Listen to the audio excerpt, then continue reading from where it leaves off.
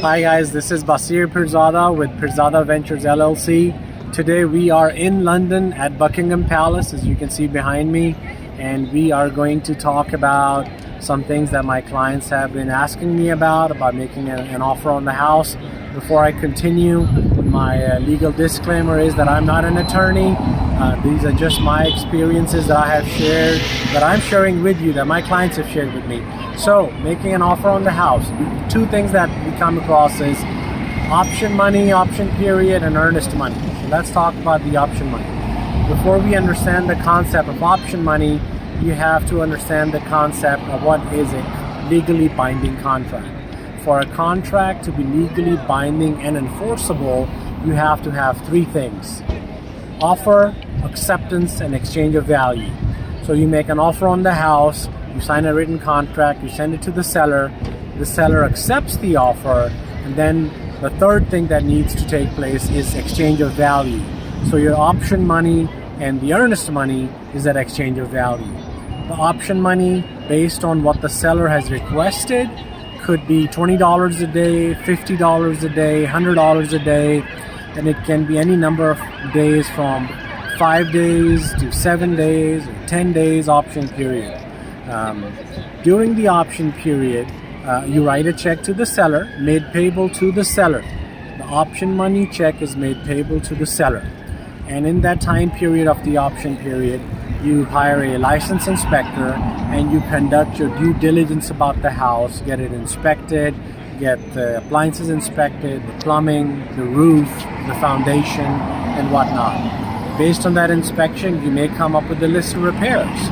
So you contact the seller and say that, hey, I have this list of repairs. I either need you to do the repairs, complete the repairs, or give me, the buyer, an equivalent discount that I can do the repairs myself. This kind of like a negotiation process during the option period. Based on how the negotiations go, you guys reach an agreement and things continue on. Let's say if you don't reach an agreement and you decide to withdraw the offer, at that point, before the option time period expires, you notify the seller through your real estate broker that you are withdrawing your offer, you're canceling and rescinding the contract, and at that point both the parties walk away, and the only compensation you owe to the seller is the option money funds. So it's a clean way, both the parties walk away. So that's how the option money protects you as a buyer. The next thing is the earnest money. Earnest money funds are also a part of the exchange of value that makes the contract legally enforceable and binding. The earnest money check is made payable to the title company, not to the seller. Once again, the earnest money check is made payable to this title company.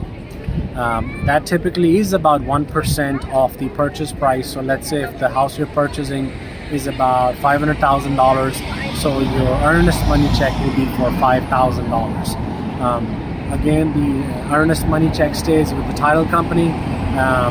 Based on how your real estate broker has written down the seller financing addendum, the third party addendum, not the seller financing, let me correct myself, the third party financing addendum, between 19 to 21 days is when you can contact the seller that, hey, I was not able to acquire financing or a loan for the house, so I'm going to withdraw my offer, and at that point the seller will refund the earnest money funds to the buyer.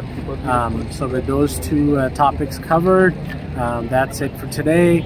Please do not forget to subscribe to this YouTube channel, because I have a lot of videos coming covering all these topics about how to make an offer on the property from a buyer or a seller's perspective. But once again, from Buckingham Palace, this is Pirzada with Pirzada Ventures, and thank you so much for watching the video.